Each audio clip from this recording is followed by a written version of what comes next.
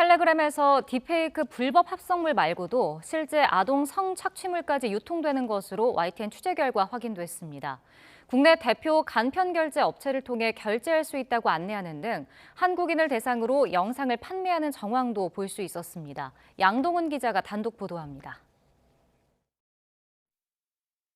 고화질 미성년자 성착취물 동영상을 공유한다며 구독자를 모집하는 텔레그램 대화방입니다. 미리 보기라며 미성년자 노출 사진이 수십 장 올라와 있는데 중학생, 심지어 초등학생 정도로 보이는 경우도 많습니다. 돈을 내고 가입하면 동영상도 볼 수 있다고 유혹합니다. 국내 대표 간편결제 서비스를 통해 구매한 상품권 번호를 알려주면 된다고 안내하는데 한국인 이용자들을 노린 것으로 추정됩니다.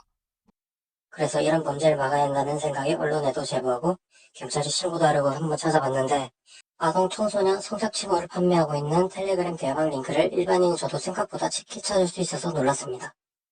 제보자는 경찰 신고를 위한 자료를 확보하려고 직접 결제하고 유료 대화방에 들어갔다가 더 충격적인 사실을 확인했습니다.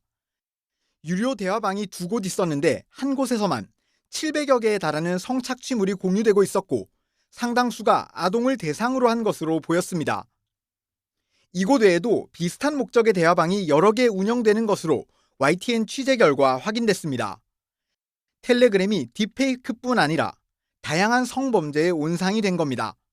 더 큰 문제는 텔레그램 본사가 협조하지 않으면 대화방 개설자와 참여자 추적 등 수사에 한계가 있다는 점입니다. 되는 거예요. 근데 텔레그램이 해외 서버를 두고 있는데 우리가 예전에 N번방 사건에서도 7번에 걸쳐서 협조를 요청을 했었거든요. 근데 거기 응하지 않았었습니다.